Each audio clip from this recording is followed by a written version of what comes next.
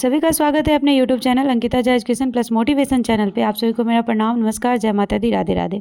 आज की वीडियो में मैं आपके साथ क्लास 7 के इंग्लिश बुक अप्रैल मंथ के अकॉर्डिंग फर्स्ट चैप्टर को ख़त्म करने वाली हूँ। फर्स्ट देख सकते हैं 3 क्वेश्चन। चैप्टर के नाम से ही समझ में आ रहा है कि आखिर इस चैप्टर में 3 क्वेश्चन का ही सारा चीज़ है। क्वेश्चन मतलब 3 प्रश्न। इस कहानी में एक राजा है, 3 सवाल का उत्तर चाहिए।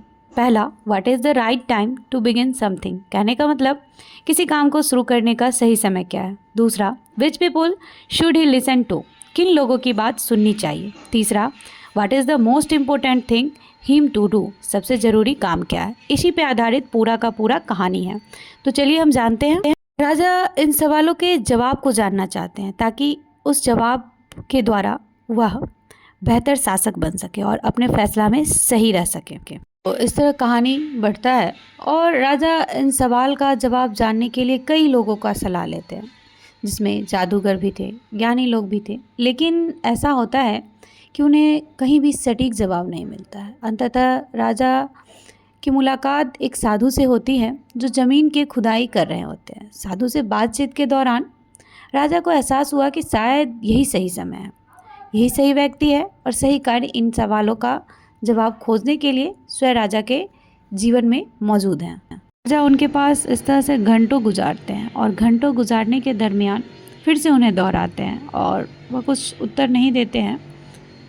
उसी वक्त एकाएक कोई दौड़ता हुआ आ रहा है, तो राजा को वो कहते हैं सन्यासी कि देखिए कोई दौड़ता हुआ आ रहा है। राजा पीछे मुड़ते हैं और देखते हैं सच में कोई व्यक्ति आ रहा है और वह अपने हाथ से पेट को दबाए रखा है, जिससे रक्त स्रावित हो रहा था। जब राजा तक पहुंचता है वह बेहोश हो जाता है तथा ज़मीन पर उसी वक्त गिर जाता है।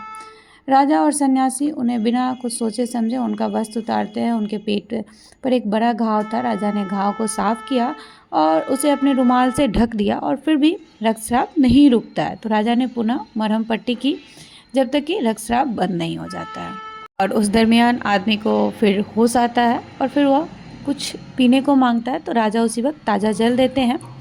अब एक सूरज अस्त हो चुका था और ठंडी हवा बह रही थी।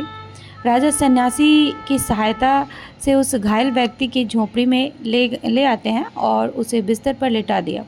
उस आदमी ने आंखें बंद कर ली और शांति से लेट गया। राजा, जो कि अपने पैदल चलने से तथा कार्य करने से थक गए थे, फर्श पर ही लेट जाते हैं और रात भर सोते हैं। जब वह सोकर उठते हैं तो कुछ मिनट होता है, तो उससे पहले कि वह याद कर पाते तब तक में वह जो दाढ़ी वाला व्यक्ति था उनके पास पहुंचता है। वह दाढ़ी वाला व्यक्ति बहुत ही कमज़ोर आवाज़ में उनसे माफ़ी मांगने लगता है। ऐसा कहते हैं, मैं तो आपको जानता ही नहीं हूँ, फिर आपको कैसे माफ़ कर दूँ। कहते हैं कि मैं आपका वह शत्रु हूँ जिसने आपसे बदला लेने के लिए कसम खाई और मेरे भाई को मृत्युदंड दे दिए थे आप, तथा मेरी संपत्ति छीन ली थी। मैं जानता था कि आप उस सन्यासी से मिलने अकेले गए हैं और मैंने निश्चय किया कि आपको घर लौटते समय मैं आपकी हत्या कर दूंगा। किंतु दिन गुजर गया और आप नहीं लौटे, अतः मैं अपने छिपने के स्थान से बाहर आया तो आपके अंगरक्षक से सामना हो गया, जिसने मुझे पहचान लिया और मुझे घायल कर दिया। मैं उससे बचकर भागा और मैं अब तक मर चुका होता यदि आपने मेरी घाव पर मरहम पट्टी नहीं की होती। मैं आपको मारना चाहता था और आपने मेरी जीवन बचाया।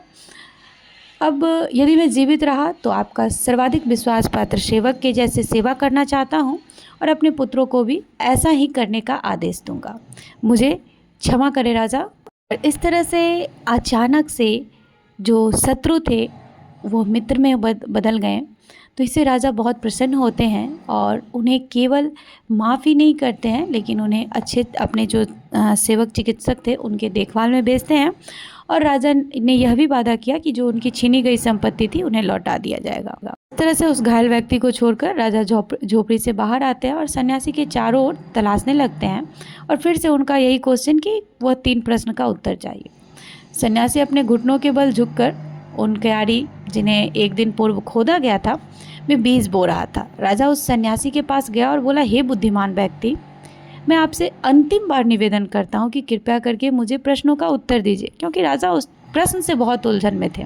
तो वह कहते हैं कि आपके प्रश्नों का उत्तर पहले ही दिया जा चुका है।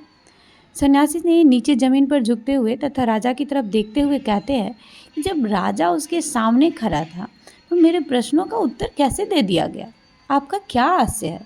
क्या आप नहीं समझ रहे हैं कि उस सन्यासी ने उत्तर देते हुए कहा कि यदि कल आपने मेरी कमज़ोरी पर दया नहीं दिखाई होती और ये क्यारियाँ मेरे लिए नहीं खोदी होती तो आप यहाँ से जा चुके होते, और तब तो वह आदमी आप पर आक्रमण कर चुका होता और आप सोचते हुए चाहते कि आप मेरे साथ ही क्यों नहीं रुके।